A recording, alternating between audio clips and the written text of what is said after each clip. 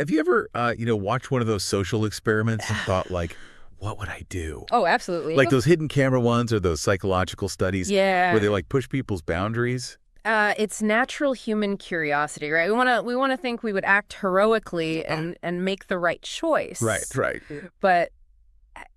But these experiments often reveal that human nature is a little more complicated than that. Yes.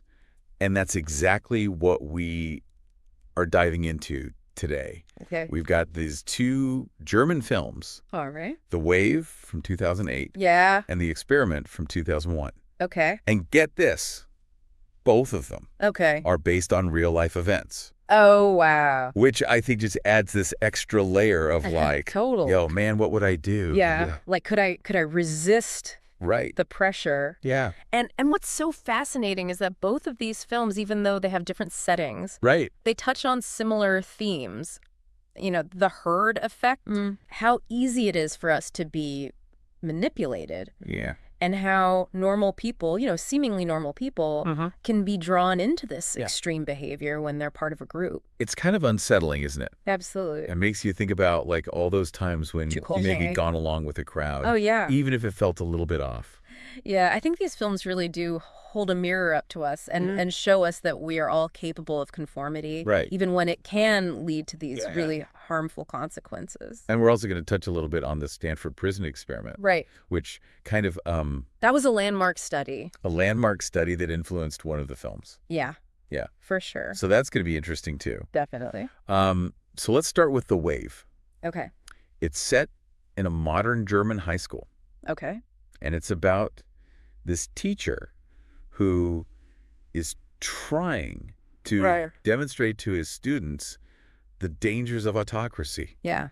And spoiler alert, it goes horribly wrong. Oh, no. Yeah. So it's so ironic. It is ironic. Because he's trying to teach them Okay. about the dangers of fascism, Yeah. but he ends up creating this, like, Right. money fascist regime in his classroom. Yeah. It's wild. And it's crazy how fast it all happens. I know. It's Well, he like- starts out yeah. with all this, like, pretty harmless stuff. Right.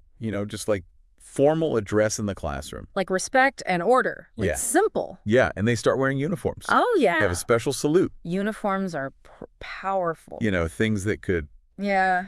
foster a sense of belonging and community. It's insidious, though, right? Right. Because it starts so subtly. Yeah. Like it seems so innocent. Right.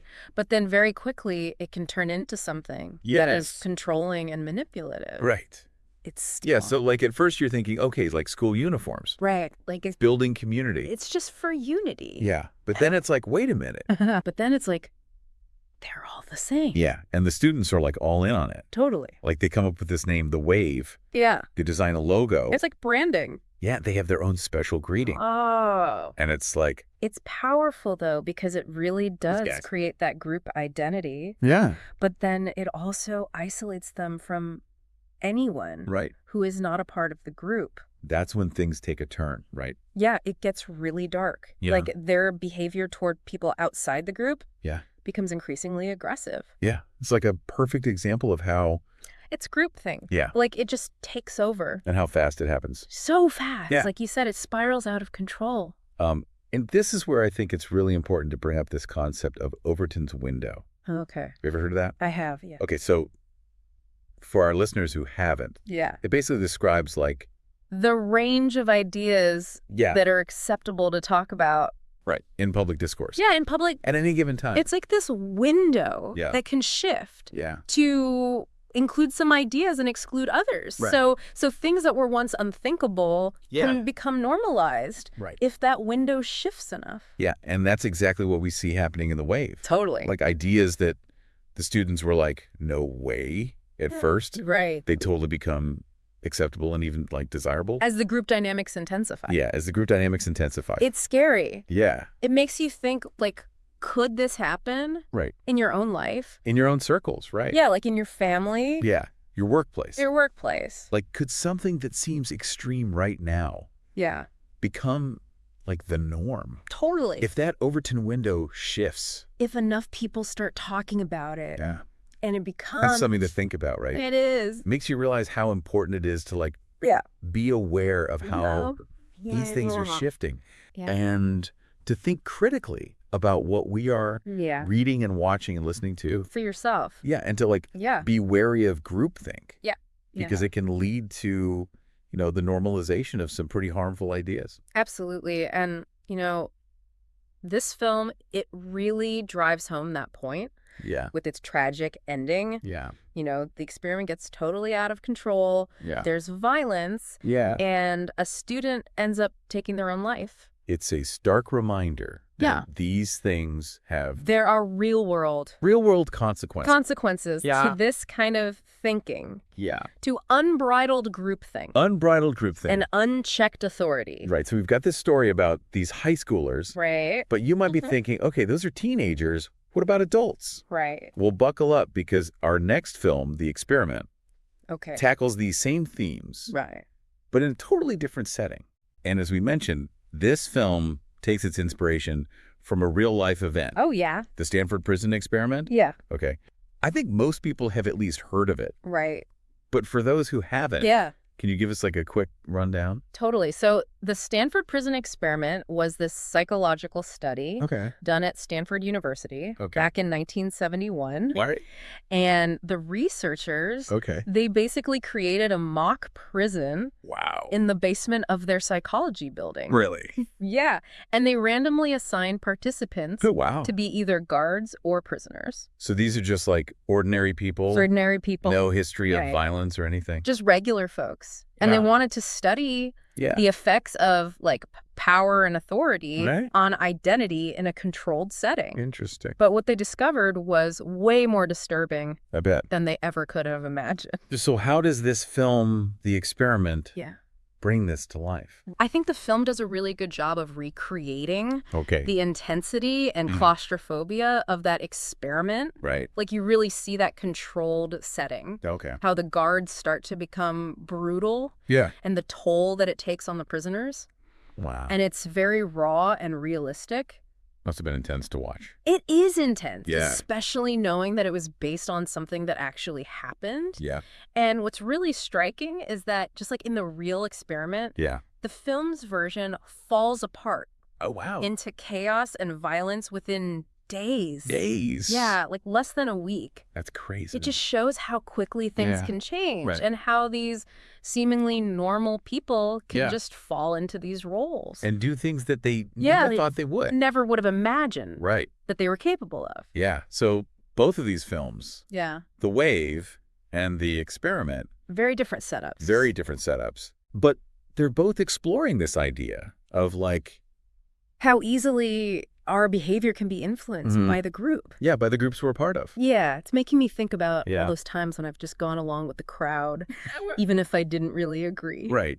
It's the herd effect. It is the herd effect. We have this innate desire as humans to belong. To belong, yeah. To fit in, to be a part of something bigger than ourselves. Yeah. And that can really make us vulnerable to manipulation. Especially in a group setting. Especially in groups. Yeah. Where you feel that pressure. Right. So it's not even necessarily about being weak-willed. It's not about being weak. Or easily led. No. It's about this... It's this basic human need. Yeah, this human need. For connection and belonging. Yeah. And that's what makes these films so powerful. Right. They're not about bad people doing bad things. Right. It's about how any of us, given the right circumstances, could get swept up. And act in ways that we regret later. Totally. Makes you wonder. It does. If any of us could resist. Yeah, could we resist the pressure? Yeah. Could we stand up? Yeah, could we stand up? And say no? Yeah. It's the question that both of these films are asking us. So we've got The Wave, where the group is formed around an ideology. Right. And then we've got The Experiment. Yeah. Where it's more about... Power dynamics? Power dynamics. Yeah. But they both show the herd effect. Yeah. In these different ways. They really do. Yeah. And that's what we're going to dig into in part 2. Yeah, we're going to look at this mob mentality in more detail. We'll look at some specific examples from both films. Right. And we'll talk about how this tendency to conform can show up in our everyday lives. I'm already starting to see it everywhere. Yeah, me too. I know, right? It's eye-opening. Can't wait to unpack it further. Yeah. All right, let's do it. All right, catch you in part 2. See you then. Welcome back. We're really getting into it now. Yeah. Exploring how herd mentality and manipulation can just Sneak in. Sneak into our lives. Yeah. We've got the waves and the experiment as our guides here. 2 great films. Yeah, and I think in this part you might find the parallels between these films and the real world are even more striking. It's a little scary how much it mirrors real life. So let's get into some specifics. Okay.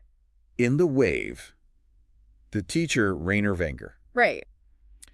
He doesn't force anyone to follow him. Right. Like there's no overt threat. There's no punishment for disobedience. So how does he manipulate this entire class of students? Yeah, he's very subtle about it. Yeah. He uses like symbolism and ritual to create this sense of belonging. Remember the white shirts and jeans? Oh, yeah.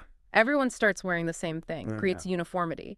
Erases those social distinctions, visually reinforces the idea that they're all part of something. All part of this group. Yeah, it's almost like putting on a uniform. Yeah.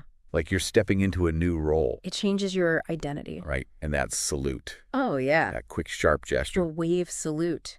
It's like something out of a historical drama. Yeah, it looks really dramatic. Yeah. But for them, it becomes this symbol of loyalty and belonging.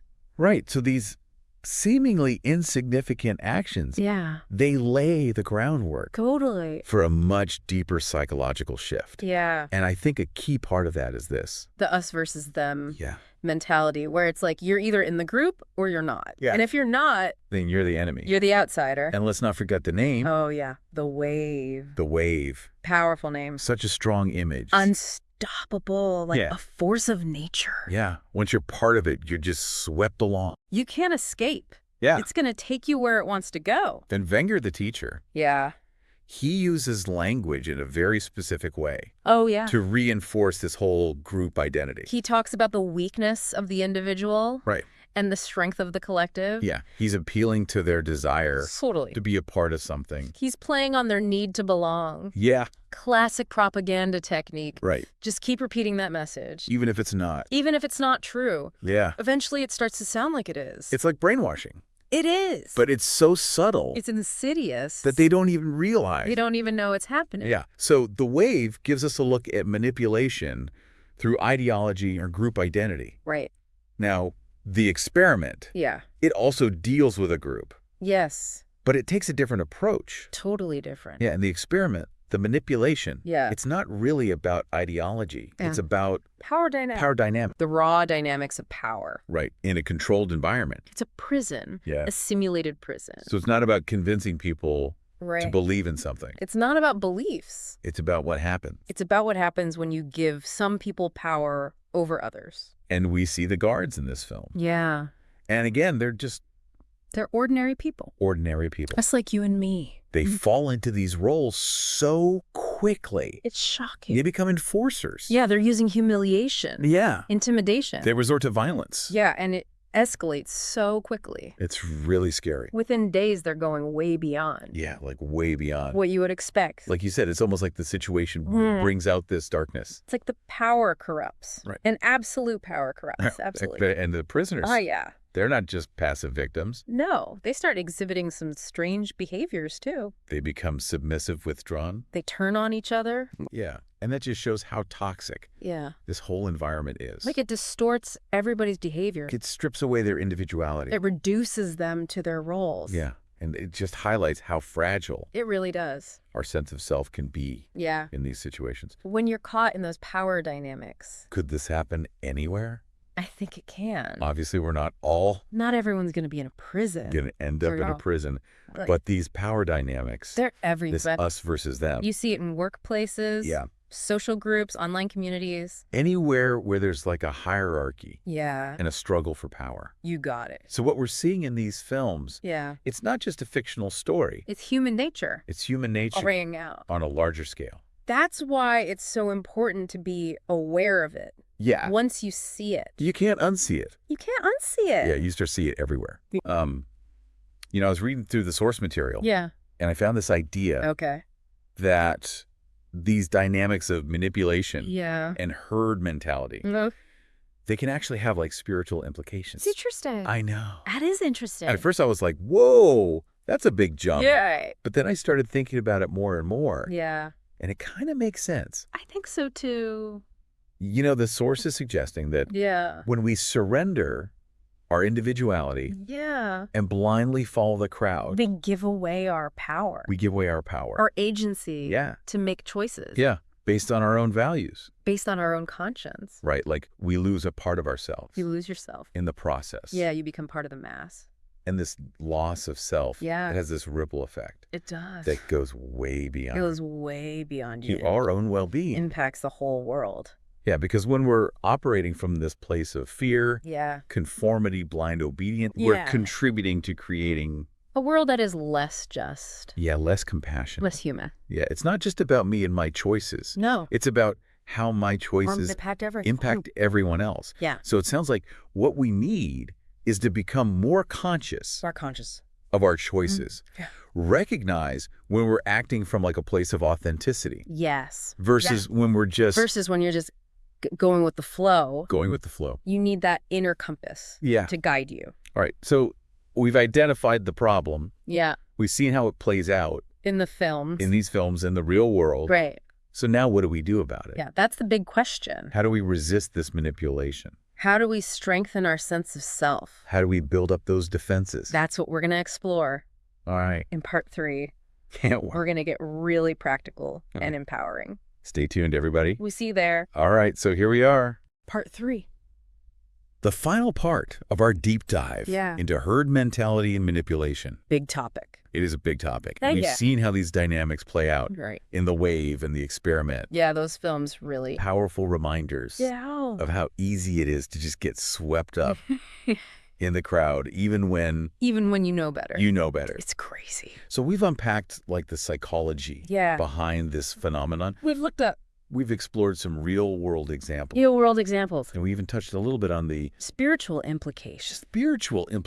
Of giving up our individuality. It's a lot. But now let's get to the good stuff. Okay. Like knowing what we know, what can we actually do? What can we do? About it. Yeah, how do we resist this manipulation? Give us the tools. Give you the tools. We're ready. All right, so awareness is great. Right. But that's only the first step. You need to know what to do with that awareness. Right. So I'm going to give you some strategies that you can start using today. Okay. To become more discerning and make choices that are really in line with your values. Okay, I'm taking notes. All right, so number 1, and this is probably the most important one. Okay. Critical thinking. Critical thinking. You got to question everything. Question everything. Don't just passively take in information. Even from sources that I trust. Even from sources you trust. Okay. Dig deeper.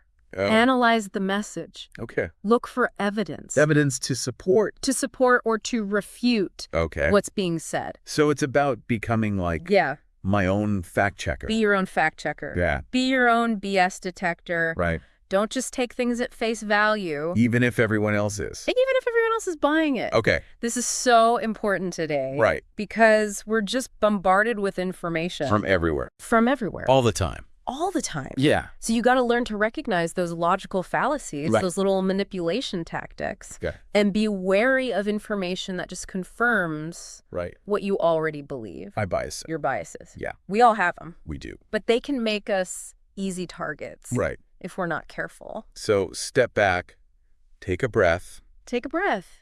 Engage that critical thinking. Think for yourself. Before I just jump on the bandwagon. Exactly. Okay, critical thinking, check. All right, what else? What's next? Self-awareness. Self-awareness. And I don't mean knowing your favorite color or your Enneagram type. Yeah. This is about digging deep and understanding your values, your beliefs, beliefs, your motivations. What is it that truly matters to you? Like, what do I stand for? Yeah, what are your non-negotiable? Okay, because if I don't know... If you don't know... what I stand for, then it's easier to just be swayed. You're going to get pulled. By whatever is the loudest. The loudest, the strongest. It's like a ship with no anchor. Exactly, you're just drifting. Just drifting. Yeah, good analogy. And this self-awareness also means... understanding my emotional triggers. Your triggers? What makes you mad? Yeah, what makes me anxious? What makes you anxious? What makes you scared? Because manipulators, they prey on your emotions. Yeah, they know how to push those buttons. They know how to push those buttons to get you to react. It's like they're hijacking my emotions. They are. They want to control you. So if I'm more aware of my own patterns, I could see when someone's trying to manipulate you. Trying to manipulate me. Yeah. Okay. Build up your defenses. Build up those defenses. Strengthen your emotional immune system. I like that. I like that one too. All right. So critical thinking, self-awareness. Okay. Anything else? This one might seem simple, but it's so important. Build a strong support network. Surround yourself with people who challenge you. Challenge me to think for myself. To think for yourself. Okay. Who encourage your individuality. Okay. And who will support you. Okay. When you're trying to stay true to yourself. So it's like having my own... Like your own personal board of advisors. Yeah. People you trust. The people I trust. To give you honest feedback. Right. Help you see things from different perspectives. Because sometimes the people that challenge us, they're the ones that help us grow the most. Totally. Yeah. It's so easy to get stuck in that echo chamber. Where everybody just agrees. Everyone agrees. Yeah, but that doesn't necessarily mean we're right. Doesn't mean you're right. Or that we're seeing the whole picture. Exactly. So build my team. Build your team. Diversify my perspectives. Diversify. Challenge my own assumptions. Challenge those assumptions. Got it. What else? Last but not least, you got to be mindful of the power of language. The power of language. Words are powerful. Words are powerful. They can shape how we see the world. Right. They can influence our emotions. Right. And ultimately, they can guide our behavior. Yeah, we saw that in the wave. We did. All those slogans and chants. Yeah, the language itself became a tool for manipulation. Okay, so pay attention to the language. Pay attention. That's being used. Especially when you feel pressured. Okay. To conform. Like, what should I be looking out for? Look for buzzwords. Okay. Catchy phrases that are designed to... evoke an emotional response. To make you feel something. Okay. Or are they oversimplifying things? Yep. Making it black and white. Right. When it's really more complicated. Oh, it's like, I need to develop this sixth sense. Your spidey sense. Yeah, for manipulation. For manipulation. Hidden within language. Hidden in plain sight. Okay, so recap. Our toolkit. Toolkit for resisting manipulation. Resisting manipulation. And herd mentality. Herd mentality. We've got critical thinking. Critical thinking. Self-awareness. Self-awareness. And building a strong support network. Support network. And being mindful of the power of language. The power of language. You got it. And this isn't like a one-time fix. No, it's a process. It's an ongoing process of self-reflection and learning. You're always learning. Yeah, and refining my approach. You get better over time. Because none of us are immune. No one is immune to these things. It's part of being human. But we can build up our defenses. Absolutely. It's like building mental muscles. Mental muscles. Yeah. The more I exercise them, the stronger they get. The stronger they get. Yeah. Okay. I think that's what makes this deep dive so valuable. Yeah. It's not just about understanding these things in your head. It's about giving you the power to make better choices. Right. To take back control and create a world that is less susceptible to manipulation. To manipulation. And more aligned with our values. Well said. Oh, speaking of empowerment. Yeah. I remember in the source material. Yeah. There was something about personality tests. Yeah. Based on spiritual and philosophical principles. Yeah. That could be really helpful. Yeah, for people who want to continue on this journey. If you need the journey? Self-discovery. Self-discovery. They suggested checking out the Spiritual Seek website. Yeah. If you want to explore those tests further. I love a good personality test. Me too. So for all of our listeners who are like ready to dive deeper, check it out. Check out the Spiritual Seek. The Spiritual Seek. And with that, we have reached the end. The end. Of our deep dive. Deep dive and complete. Into the wave, the experiment. Too great and the world. The fascinating world. Of herd mentality and manipulation. And sometimes unsettling. And sometimes unsettling. Yeah. It's been a pleasure. It has. Unpacking all of this with you. Likewise. And to our listeners, thank you for joining us. Thanks for listening. Remember, the power to resist is within you. Is within you. Always. Stay curious. Stay curious. Stay critical. Stay critical. And stay true to yourself. That's the most important thing.